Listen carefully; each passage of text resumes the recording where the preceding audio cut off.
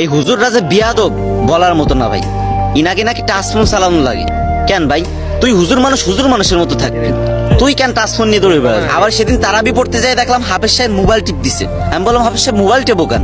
কি যে কাকা আমি হলো মোবাইলে কোরআন শরীফ পড়তেছি। কেন রে ভাই, বাংলাদেশে কি কোরআন শরীফের আকাল পড়ছে নাকি যে মোবাইলে কোরআন শরীফ পড়তে হবে? ঠিক এই কথাগুলোই সেদিন দুটো মুরব্বী চাচা চায়ের দোকানে বসে সমালোচনা করতেছে। তো এই ভিডিওটা শুধুমাত্র তাদের জন্য যারা কিনা হুজুরদের পিছনে সবসময় লেগে থাকতে পছন্দ করেন। একটা হাফেজ সাহেব সারাটা দিন রোজা রাখার পর টানা 1.5 ঘন্টা তারাবির নামাজে দাঁড়িয়ে আপনাদেরকে কোরআন তেলাওয়াত করে শোনান, তাও খুব সতর্কতার সহিত তেলাওয়াত করে। যদি পিছন থেকে কেউ আবার ভুল ধরে ফেলে লোকমা দিয়ে দেয়। শুনেন চাচা, কারো দিকে একটা আঙ্গুল তুললে না বাকি আঙ্গুলগুলো কিন্তু নিজের দিকেই থাকে। আচ্ছা, আপনারা যারা এই যে হুজুরদের ভুল ধরেন একবারও কি নিজের দিকে তাকিয়ে দেখছেন? আপনারা তো ইফতার শেষে দৌড় দিয়ে গিয়ে বিছনায় শুয়ে পড়েন, তাই না?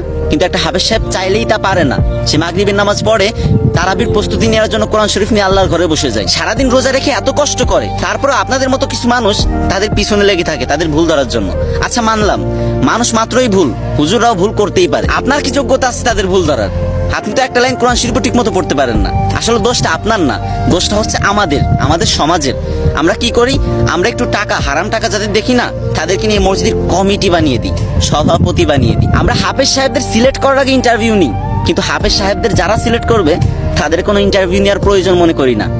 হারাম টাকা থাকলেই যথেষ্ট। আল্লাহ আমাদের সবাইকে বোঝার তৌফিক দান করুক, আমিন।